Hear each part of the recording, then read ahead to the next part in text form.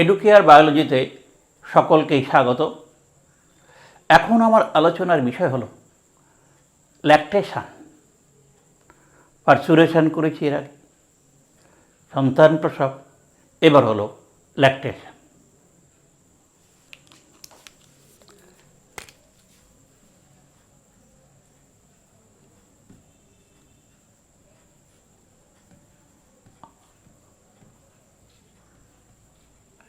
Lactation lactation জিনিসটা কি? সন্তান প্রসবের পর মাতৃস্তন গ্রন্থিতে দুগ্ধ উৎপাদন এবং তার নিঃসরণকে ল্যাকটেশন বলে। আমার আলোচ্য বিষয় ল্যাকটেশন সম্পর্কে কি কি দেখো।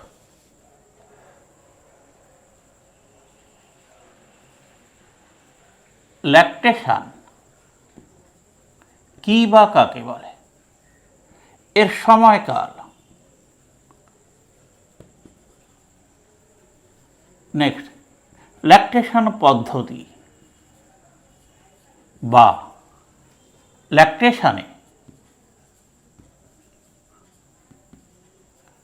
হরমোনের ভূমিকা,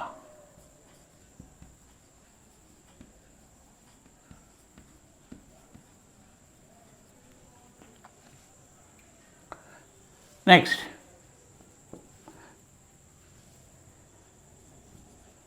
রেখাচিত্রের সাহায্যে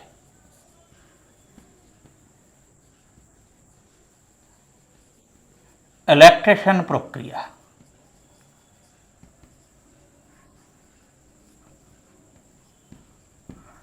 নেক্সট কোলোস্ট্রাম কি,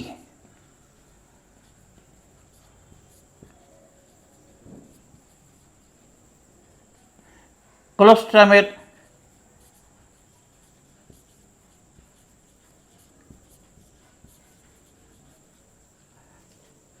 উপকারিতা,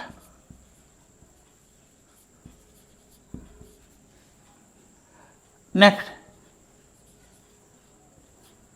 মাতৃস্তনের বা মাতৃদুগ্ধে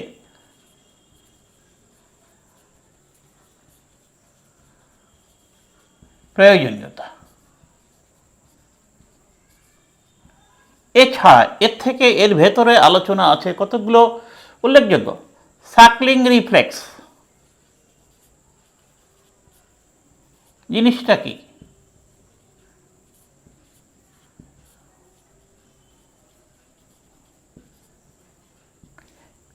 মিল্ক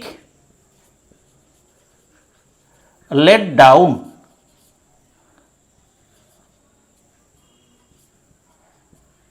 রিফ্লেক্স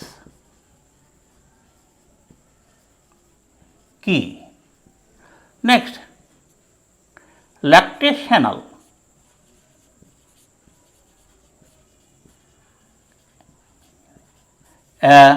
মেনোরিয়া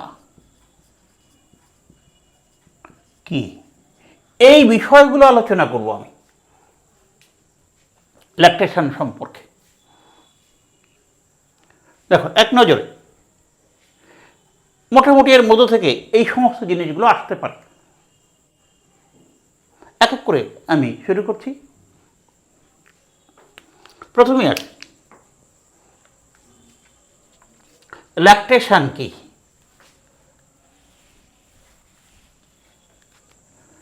দেখো, সন্তান প্রসবের পর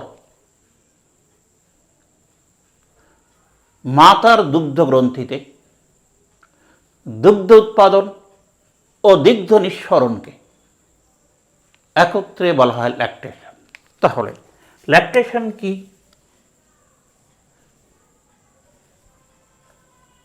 মাতৃ প্রসবের পর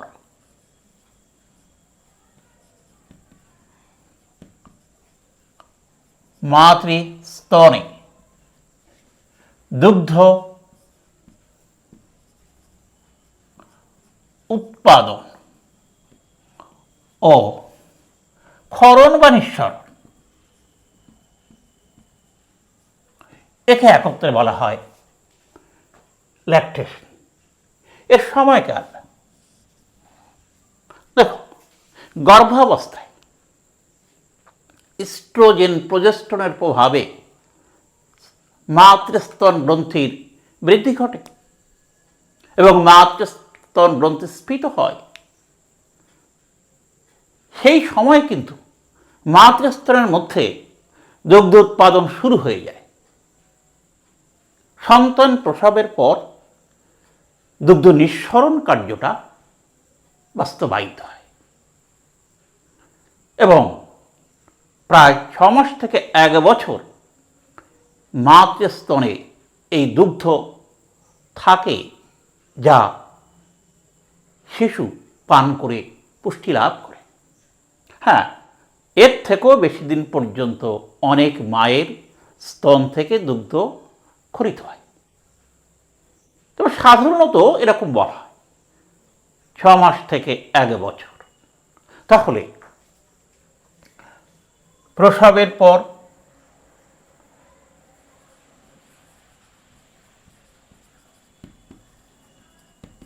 দুগ্ধ এই ল্যাকটেশন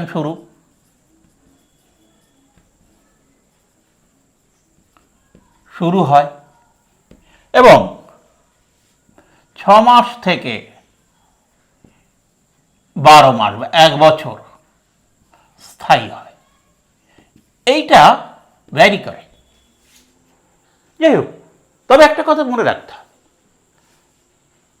যখন মা গর্ভবতী হয় তখন কিন্তু স্তন গ্রন্থির বৃদ্ধি শুরু হয়ে যায় ইস্ট্রোজেন প্রজেস্টেরনের প্রভাবে, এবং তার মধ্যে যে অ্যালভিওলাই বা যে লোবগুলো স্তন গ্রন্থির মধ্যে থাকা, এর অনেকগুলো ক্ষুদ্র ক্ষুদ্র লোব লোবিউল দিয়ে গঠিত, এগুলো স্ফীত হয়। এদের মধ্যে দুগ্ধ উৎপাদন কার্য শুরু হয়ে যায়।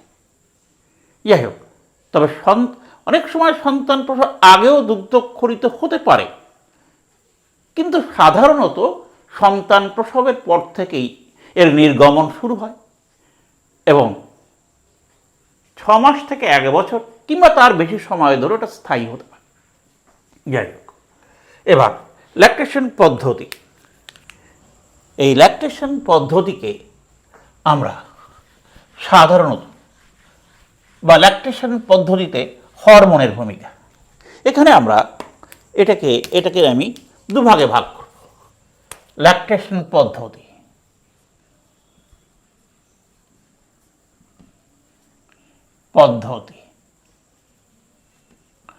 এটা হলো 2 ভাগে ভাগ।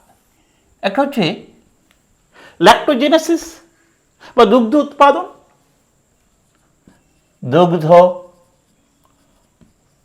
উৎপাদন, এর আরেক নাম ল্যাক্টোজেনেসিস।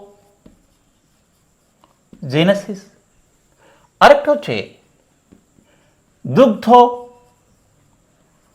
ক্ষরণ বা মিল্ক ইজেকশন। এই দুটো পদ্ধতি। দুগ্ধ উৎপাদন কিভাবে হয়, কার মাধ্যমে হয়? আমি বলছি হরমোনের ভূমিকা। আমরা একটু দেখব। ফার্স্ট, দুগ্ধ উৎপাদন। এই প্রক্রিয়ায় এলটিএইচ বা একে বলে লুটিওট্রপিক হরমোন বা প্রোল্যাকটিন, এলটিএইচ বা প্রোল্যাকটিনের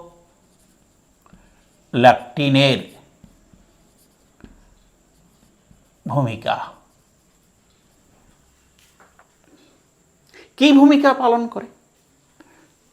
দেখো, গর্ভাবস্থায় মাতৃরক্তে ইস্ট্রোজেন প্রজেস্টেরনের পরিমাণ অত্যন্ত বেশি থাকে, কিন্তু সন্তান প্রসবের পর যখন অমরা সন্তানের সঙ্গে সঙ্গে দেহ থেকে বেরিয়ে যায়, তখন কিন্তু রক্তে এই ইস্ট্রোজেন প্রজেস্টেরনের পরিমাণ হ্রাস পায়। ক্লিয়ার? রক্তে ইস্ট্রোজেন সেই সময় সাধারণত ইস্ট্রোজেন প্রজেস্টেরনের পরিমাণ হ্রাস পাওয়ার ফলে এই অক্সিটোসিনের পরিমাণ বেড়ে যায়। ক্লিয়ার? যখনই দেখা যায় রক্তে এই ইস্ট্রোজেন প্রজেস্টেরনের পরিমাণ হ্রাস পায়, তখনই কিন্তু একটা ধনাত্মক প্রতিবর্ত ক্রিয়া বললাম অক্সিটোসিন না, একটা ধনাত্মক প্রতিবর্ত ক্রিয়ার সৃষ্টি হয়। ক্লিয়ার? ভালো করে খেয়াল করবে, যখনই এই ইস্ট্রোজেন প্রজেস্টেরনের পরিমাণ হ্রাস পায়,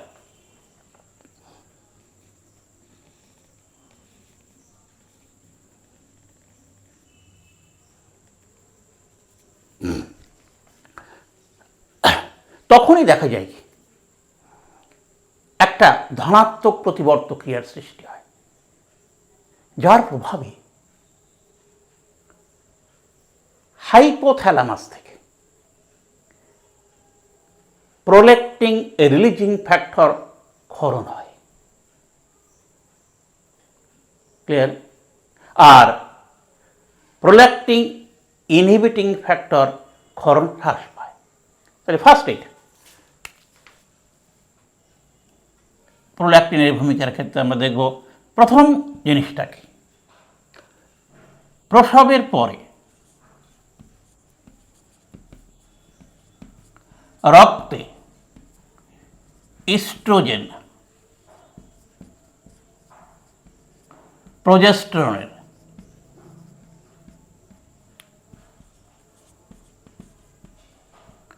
পরিমাণ হ্রাস, এর ফলে কি হয়, একটা ধনাত্মক প্রতিবর্ত ক্রিয়া,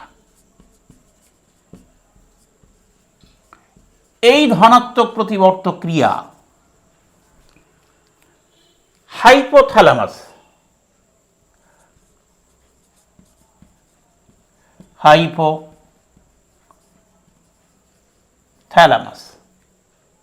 থেকে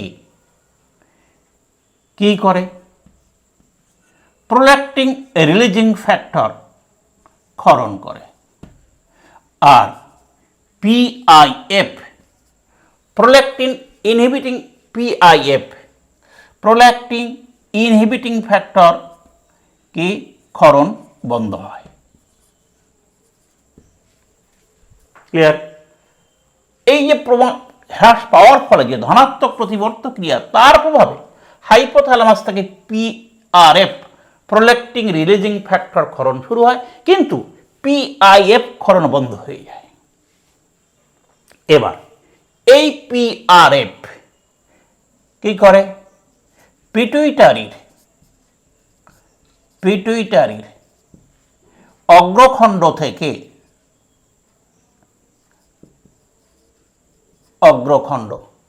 থেকে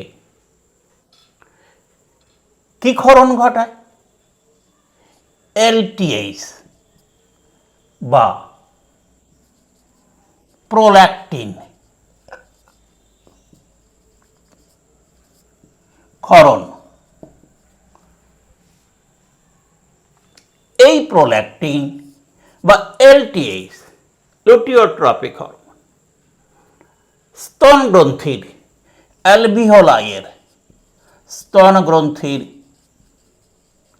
অ্যালভিওলাই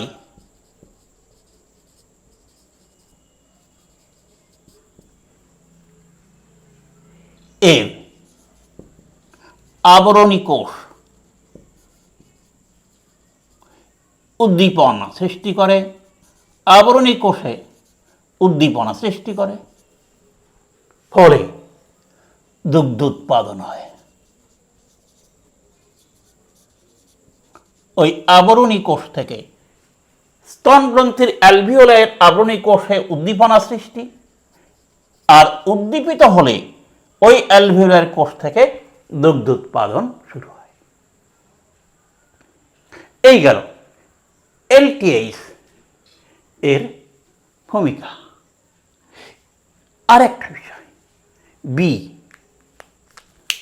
দুগ্ধ উৎপাদনের আরেকটি বিষয়, আরেকটি প্রক্রিয়া।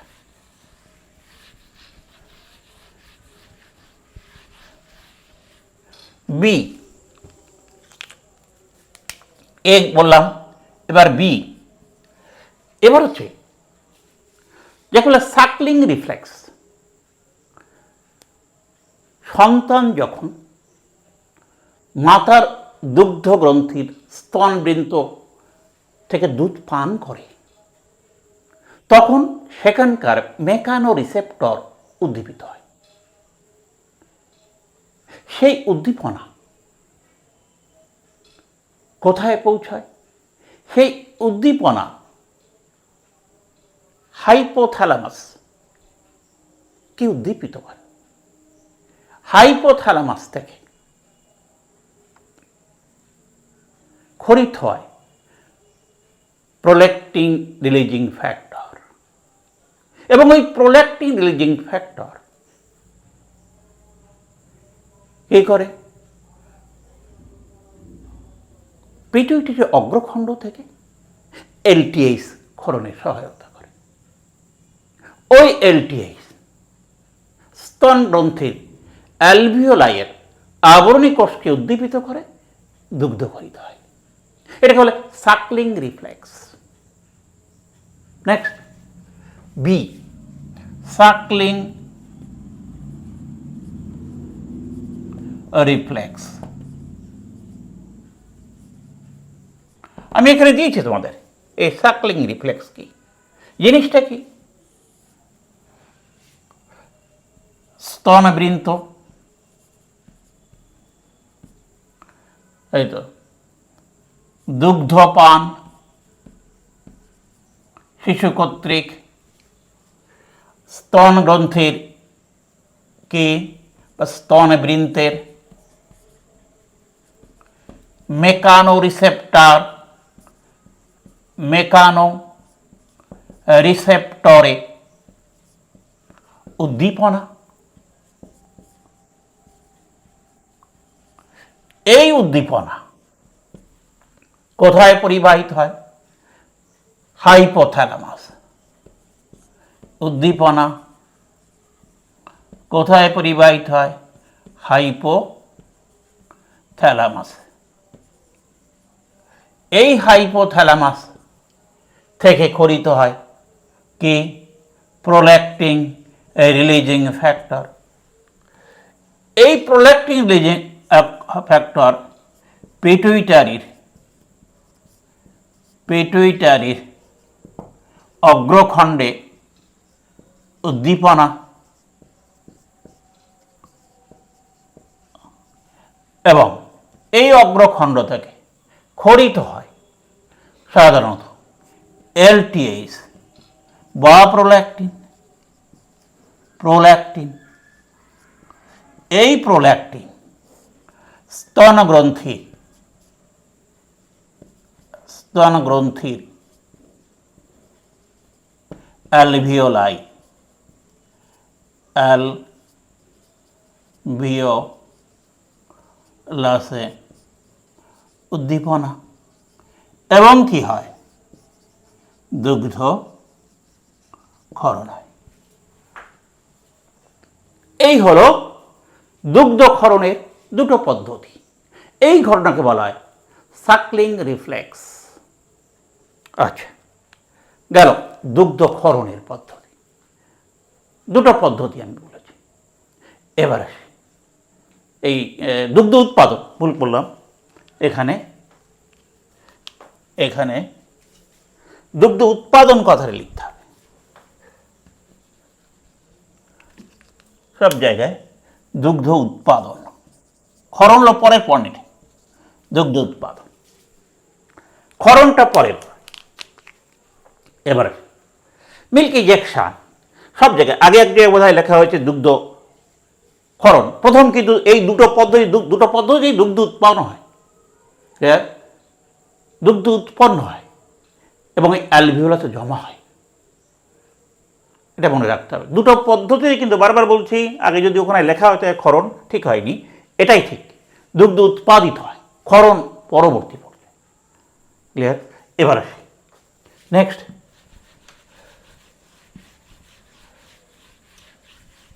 দুগ্ধ ক্ষরণ, দুগ্ধ উৎপন্ন হয়েছে কোথায়? স্তনগ্রন্থির অ্যালভিওলাসের যে আবরণী কলাকোষ, সেই কলাকোষ দুগ্ধ উৎপন্ন করেছে। এবার ওই অ্যালভিওলাস থেকে দুগ্ধ সন্তানের মুখে খরিত হয়, যেটাকে আমরা বলি কি দুগ্ধ ক্ষরণ বা নিঃসরণ। আচ্ছা, এই দুগ্ধ নিঃসরণ প্রক্রিয়া মূলত এখানে যে হরমোন কাজ করে তার নাম অক্সিটোসিন। অক্সিটোসিন এবং এর যে প্রক্রিয়ায় খরিত হয় তাকে বলে মিল্ক লেট ডাউন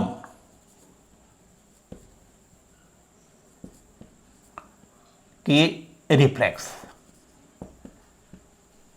পদ্ধতিটি কিরকম দেখা যায়? পদ্ধতিটি এটা আগে বলে নিলাম আমি। এবার পদ্ধতি, দুগ্ধক্ষরণ পদ্ধতি।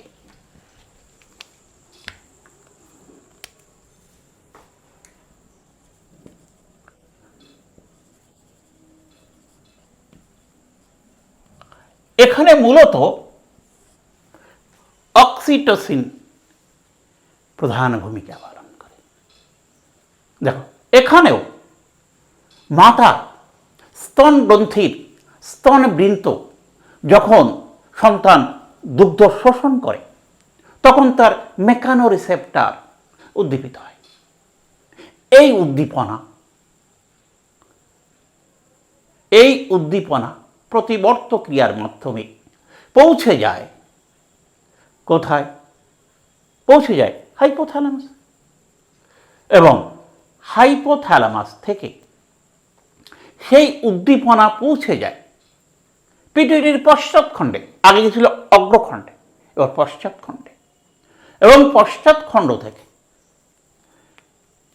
খরিত হয় অক্সিটোসিন হরমোন। যে অক্সিটোসিন হরমোন দুগ্ধ গ্রন্থির অ্যালভিওলাস যে মায়ো এপিথেলিয়াম কোষ আছে তার সংকোচন ঘটায়, ফলে ওই অ্যালভিওলাসে থাকা দুধ ওখান থেকে ল্যাকটিয়াল বা ল্যাটিসিফেরাস ডাক্ট দিয়ে সন্তানের মুখে খরিত হয়।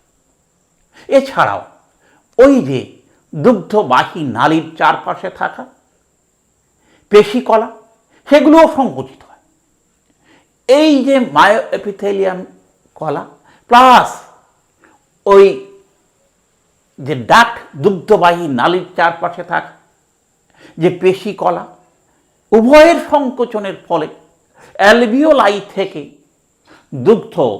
দুগ্ধবাহী নালীর মাধ্যমে সন্তানের মুখে গিয়ে খরিত হয়। এর নাম মিল্ক লেট ডাউন রিফ্লেক্স। তাহলে ঘটনাটা কি? দুগ্ধপান, সন্তান কর্তৃক দুগ্ধপান স্তন বৃন্তের মেকানো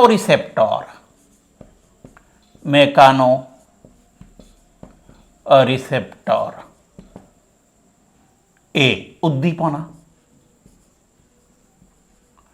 এই উদ্দীপনা সংজ্ঞাবহ নার্ভের মাধ্যমে কোথায় যায়? মস্তিষ্কের হাইপোথ্যালামাস থেকে সেই উদ্দীপনা কোথায় যায়? পিটুইটারির পশ্চাৎখণ্ড। পিটুইটারির পশ্চাৎখণ্ড থেকে খরিত হয় কি হরমোন?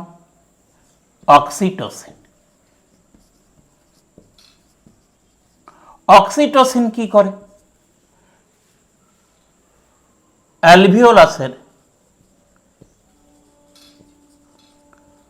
অ্যালভিওলাসের মায়ো এপিথেলিয়াম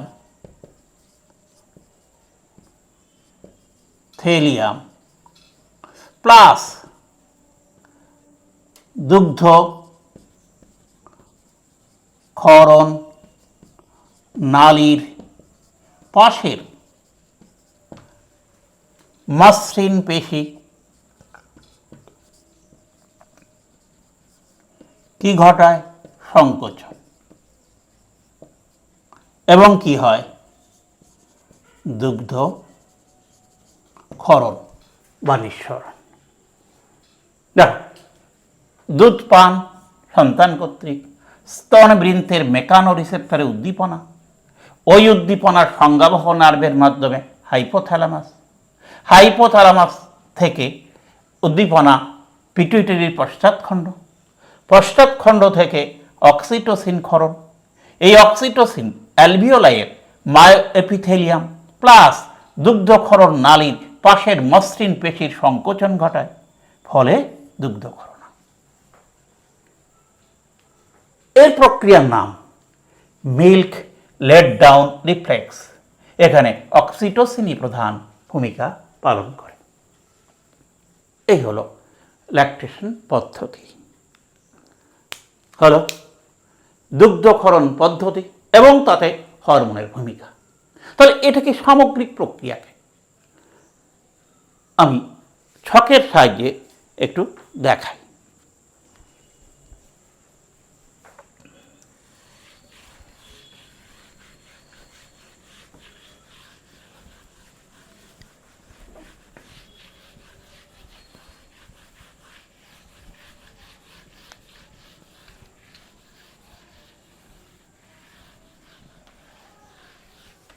দেখ, ঘটনাটা কীরকম হয়।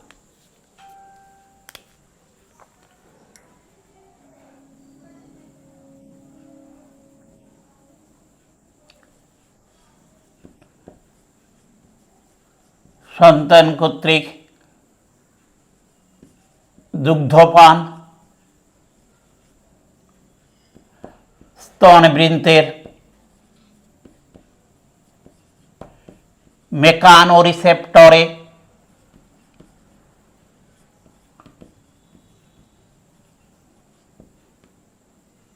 উদ্দীপনা, এই উদ্দীপনা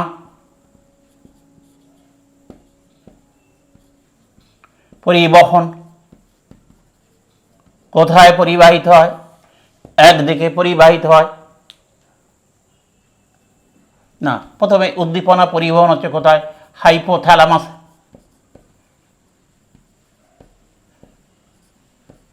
হাইপোথ্যালামাস। আরেক দিকে, একদিকে হলো হাইপোথ্যালামাস, আরেক দিকে উদ্দীপনা পরিবাহিত হয় কোথায়? পিটুইটারির, পিটুইটারির পশ্চাৎখণ্ডে। এদিকে হাইপোথ্যালামাস থেকে এই উদ্দীপনা পরিবাহিত হয় কোথায়? পিটুইটারির অগ্রখণ্ড, অগ্রখণ্ড। এই যে হাইপোথ্যালামাস, এই হাইপোথ্যালামাস এর আগে একটু আমরা লিখেছিলাম ওখানে, হাইপোথ্যালামাস থেকে এখানে তোমার ক্ষরিত হয়, কি ক্ষরিত হয়? এই যে হাইপোথ্যালামাসের থেকে ক্ষরিত হয়, হাইপোথ্যালামাস উদ্দীপনা যাওয়ার পরে কিন্তু হাইপোথ্যালামাস থেকে ক্ষরিত হয় প্রোল্যাক্টিন রিলিজিং ফ্যাক্টর, এই পিআরএফ, প্রোল্যাক্টিন রিলিজিং ফ্যাক্টর, এটা পজিটিভ। আর এখানে বন্ধ হয় পিআইএফ, প্রোল্যাক্টিন ইনহিবিটিং ফ্যাক্টর। হ্যাঁ, এটা কিন্তু কাজ বন্ধ হয়। আর এই পিআর এর কাজ কি হয়? শুরু হয় এই উদ্দীপনার ফলে। এটা মাইনাস, এর কাজ বন্ধ হয়ে যায়, এর কাজ শুরু হয়। ফলে পিআরএফ কি করে? পিআরএফ পিটুইটারির অগ্রখণ্ডে খণ্ডকে উদ্দীপিত করে এবং এখান থেকে ক্ষরিত হয় এলটিএস বা প্রোল্যাক্টিন ক্ষরিত হয়। এই যে পিআইএফ এর কাজ বন্ধ হয়, যাও কিন্তু এই প্রোল্যাক্টিন ক্ষরণেও সহায়তা করে। এই কাজ বন্ধ হওয়ার ফলে প্রোল্যাক্টিন ক্ষরণও সহায়তা করে। আচ্ছা, এইবার এই এলটিএস কি করে? স্তন গ্রন্থির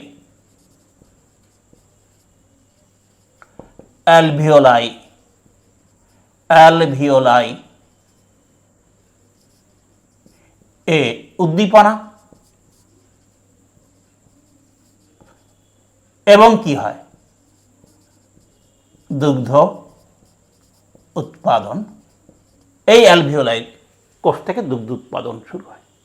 এদিকে পিটুইটারির পশ্চাৎখণ্ড উদ্দীপনা পরিবাহিত হলে এখান থেকে ক্ষরিত হয় কি? অক্সিটোসিন।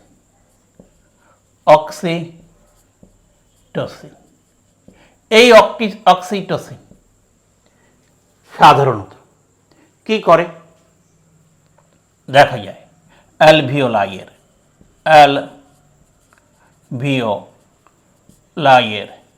মায়ো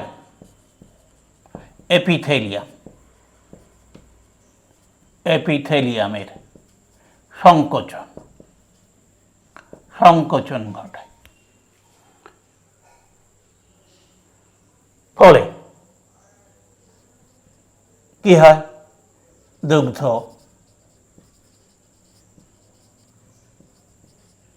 নিঃসরণ। এই দুগ্ধ উৎপাদন এবং দুগ্ধ নিঃসরণকে একত্রে আমরা বলি কি? ল্যাকটেশন।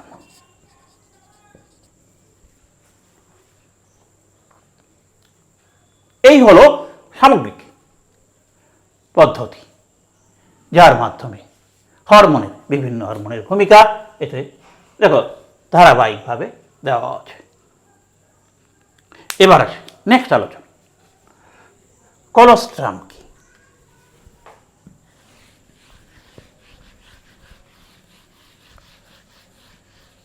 এর মধ্যে আমাদের সাকলিং রিফ্লেক্স বলা হয়ে গেছে, মিল্ক লেট ডাউন রিফ্লেক্স আমাদের বলা হয়ে গেছে। আচ্ছা, এবার আসে নেক্সট বলবো কলোস্ট্রাম কি? কলোস্ট্রাম দেখো, সন্তান প্রসবের পর 2-3 দিন ধরে গাঢ় হলুদাভ পুষ্টি পদার্থ সমন্বিত যে তরল পদার্থ মাতৃস্তন থেকে ক্ষরিত হয়, যাতে থাকে অ্যান্টিবডি IgA থাকে, উল্লেখযোগ্য অ্যান্টিবডি IgA থাকে প্রোটিন এবং ল্যাকটোজ থাকে, হালকা ফ্যাট জাতীয় পদার্থ, এইগুলো সমন্বিত যে তরল রস ক্ষরিত হয়, গাঢ় আঠালো তরল পদার্থ, তারই নাম কলোস্ট্রাম। তাহলে সন্তান প্রসবের পর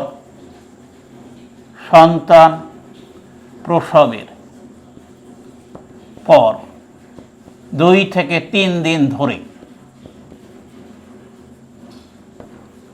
মাতৃস্তন থেকে যে গাঢ়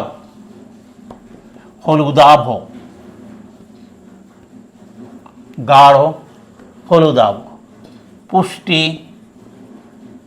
পদার্থ সমন্বিত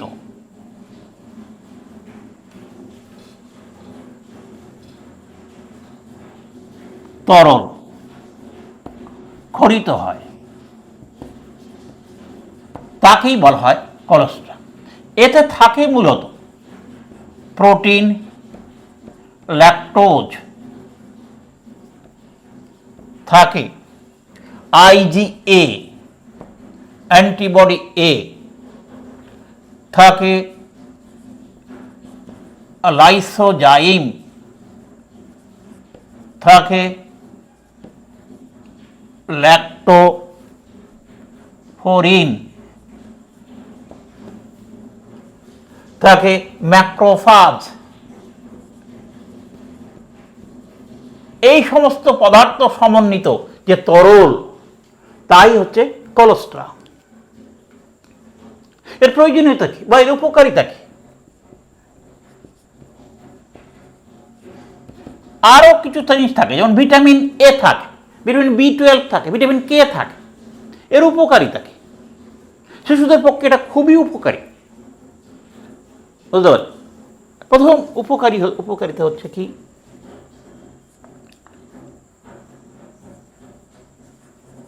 অধিকতর পুষ্টি পদার্থ সমন্বিত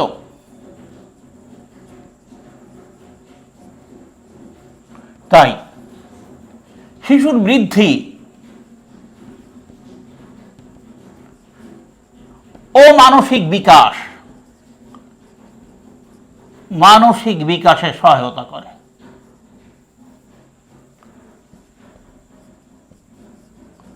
মানসিক বিকাশে সহায়তা করে। নাম্বার 2, এতে থাকা IgA, এই যে লিখেছি আগেই আমরা, IgA, লাইসোজাইম,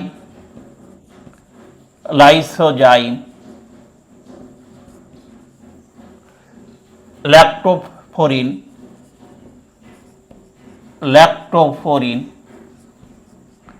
ম্যাক্রোফাজ,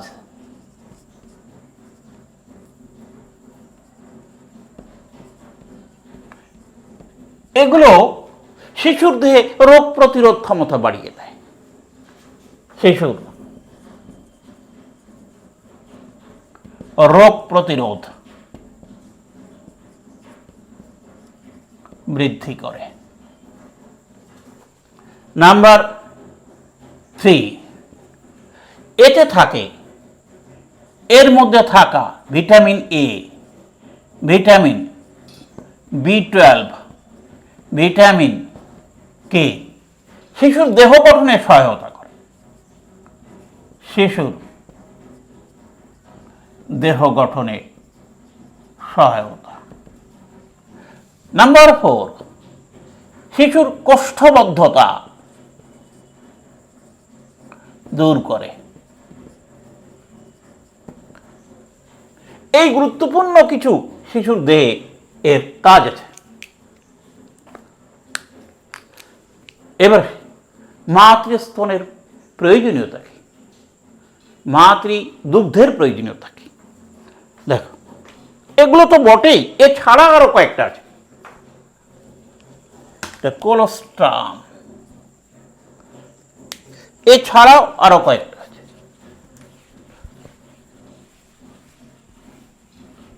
মাতৃদুগ্ধের মতো এটা থাকে, তো সুতরাং মাতৃদুগ্ধের এই কোলেস্ট্রাম অ্যাজ এ হোল, মাতৃদুগ্ধ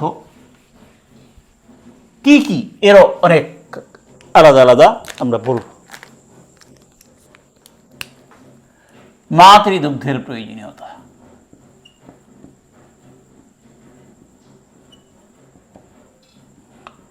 ওগুলো তো আছেই, তাছাড়াও 1 নম্বর, মাতৃদুগ্ধ আদর্শ ও সুষম খাদ্য শিশুর পক্ষে। শিশুর ক্ষেত্রে এটা আদর্শ ও সুষম খাদ্য।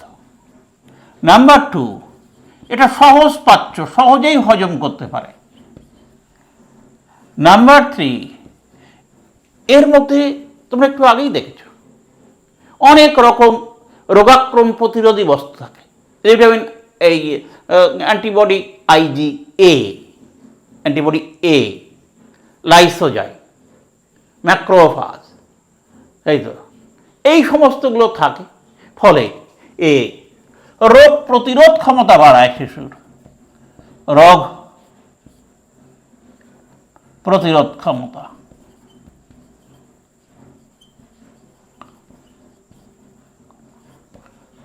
বৃদ্ধি। নাম্বার 4, শারীরবৃত্তীয় জন্ডিস প্রতিরোধ করে। শারীরবৃত্তীয় জন্ডিস কি জিনিসটা কি? শিশুর জন্মের প্রথমে সবুজাভ কৃষ্ণবর্ণের মল মেকোনা নির্গত হয়। বিশেষ করে এই মাতৃদুগ্ধ পান করলে তবে এটা দেহ থেকে বেরিয়ে যায়। সবুজাভ কৃষ্ণবর্ণের মল মেকোনাম বলা হয়। এটা নির্গত হওয়ার কারণে শিশুর ক্ষেত্রে বিশেষ করে এই জন্ডিস প্রতিরোধ ক্ষমতা গড়ে ওঠে। এটা একটা উল্লেখযোগ্য ভূমিকা। আরেকটা জিনিস, নাম্বার 5, যেটা একটু আগেই বললাম, এই যে তোমাদের বলে অ্যামেনোরিয়া, ল্যাক্টোজেনাস অ্যামেনোরিয়া বা ল্যাকটেশনাল অ্যামেনোরিয়া জিনিসটা দেখো, যত সময় ধরে শিশু মাতৃদুগ্ধ পান করে সেই সময় মায়ের রজচক্র বন্ধ থাকে। একে বলা হয় ল্যাকটেশনাল অ্যামেনোরিয়া। এই ল্যাকটেশনাল অ্যামেনোরিয়া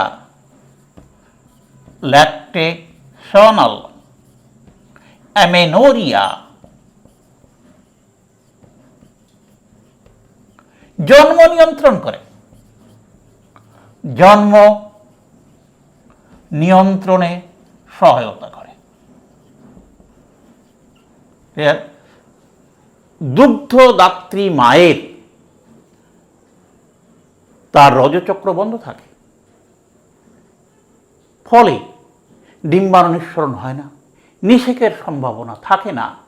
ফলে এটা ওয়ান কাইন্ড অফ জন্ম নিয়ন্ত্রণ। কি করে হয়, কেন হয় এটা? দেখো, যখন এই মাতৃস্তন থেকে দুগ্ধ খরিত হয় তখন রক্তে প্রোল্যাক্টিনের পরিমাণ বেড়ে যায়। এই প্রোল্যাক্টিনের পরিমাণ বেড়ে গেলে সাধারণত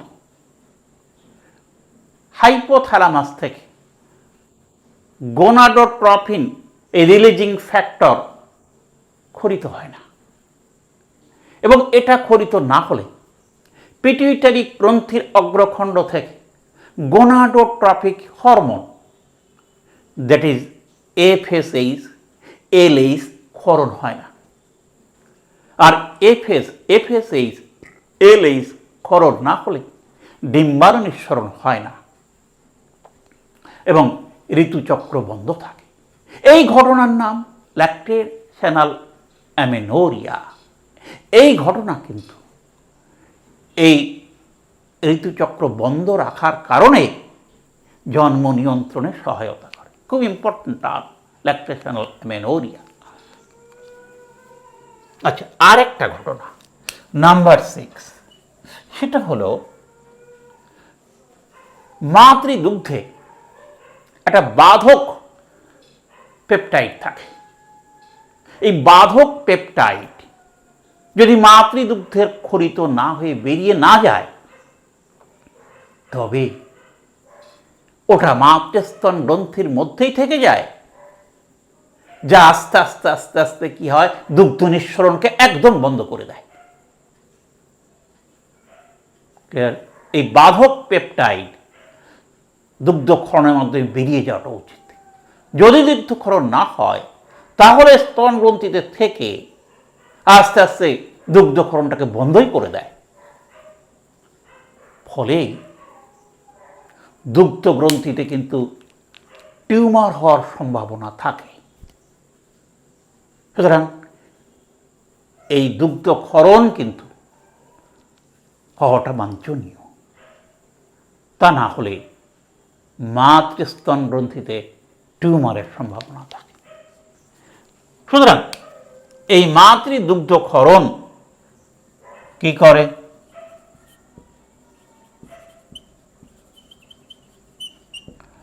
স্তন গ্রন্থিতে টিউমার প্রতিরোধ করে।